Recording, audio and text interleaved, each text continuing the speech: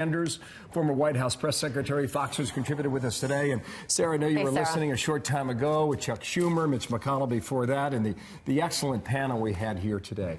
Well, where do you think we are over the past 14 hours of these headlines in Washington? Or can you predict or give us an expectation for what we can expect over the next 30 days or even perhaps over the next year? I mean, where are you on where things are as we see them now? Look, I wish I had a crystal ball to tell you what the next 30 days look like or certainly what the next year look like. I think one of the biggest takeaways that I've seen take place over the last 24 hours and even the last week is that this impeachment sham is doing nothing but helping Donald Trump get reelected in 2020. I think it's having the opposite effect that the Democrats want. We've seen a complete shift in support for impeachment. I think throughout the process of the hearings, we saw that there was no wrongdoing by the president. And now you see a process where the House Democrats forced this down America's throat and said we have to hurry up, we have to get this done, so much so that they didn't even allow due process to play out. And now we're hearing from Nancy Pelosi, we have all the time in the world and we're going to sit and wait and not even send it to the Senate. I think the American people are tired of watching this. I think they're happy with things the way that they are under this president. We have a booming economy, and the country is doing infinitely better under this president than we have under his predecessor. I think people want to see him get reelected, and I think this is just further pushing them into Donald Trump's camp for 2020. It's amazing to wake up this morning, see the markets open, and here we are looking at brand new record highs for the stock market. Charles Payne coming on in a second on that. I'll ask you the question everyone's wondering is, what is Nancy Pelosi's next move? You know, the president tweeted out that that they're possibly just not going to send the articles to the Senate. That's what he's preparing. How does the White House prepare for the next step in all of this? Look, I think it's to continue doing exactly what they've been doing, and that's continuing to win for the country.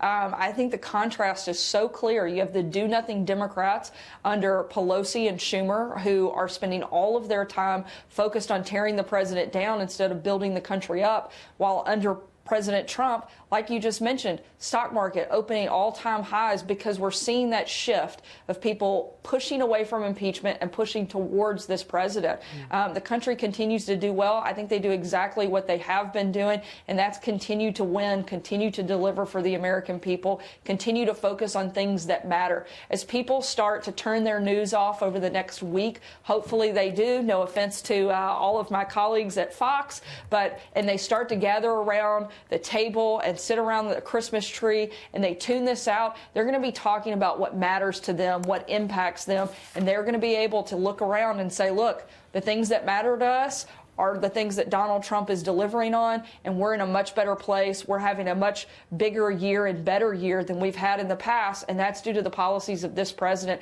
And I think you're going to see a lot of that take place over the next week. A big rally last night in Battle Creek, Michigan. He talked for 2 hours. I mean, clearly he was energized. What are you hearing from your colleagues at the White House about how he's doing on the inside? Look, the president's a fighter.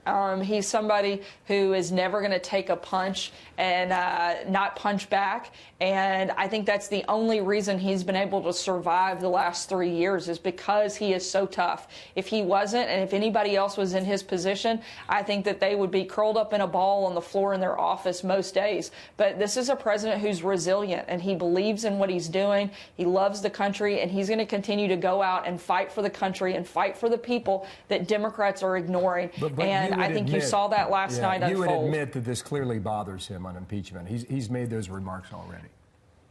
Absolutely, and it should. It shouldn't just bother the president. It should bother the entire country. What has taken place over the last several weeks is an absolute disgrace to our country. Democrats have forced this impeachment sham down our throats. There's clearly not support for it, not because the president did anything wrong, but because they don't like him. That's not what the impeachment process is for. It's not meant to be a partisan political tool in the way that the Democrats have used it. It's meant to be something that we use used very rarely and only when absolutely necessary because a high crime or misdemeanor has taken place, and that hasn't happened here. They're using this. Last night we saw completely partisan vote to push this. The only bipartisan support is against impeachment, and I think that tells us everything we need to know about how outrageous and ridiculous this sham is. Sarah Sanders, thank you. More reaction coming up throughout the day here. Thank you for your time today, and have a Merry Christmas.